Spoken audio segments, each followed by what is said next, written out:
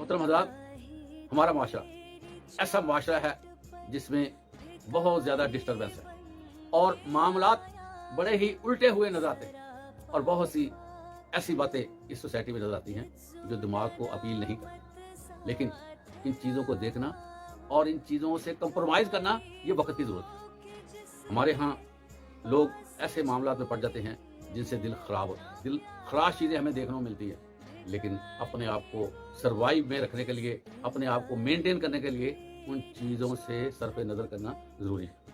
हज़रात ग्रामी, सोसाइटी में रहते हुए रिश्तेदारों के साथ ताल्लुक़, दोस्तों के साथ रवाबत, हमसायों के साथ मेल जोल, ये सारी चीज़ें रूटीन में और कई दफ़ा लोगों से डील करना पड़ती है।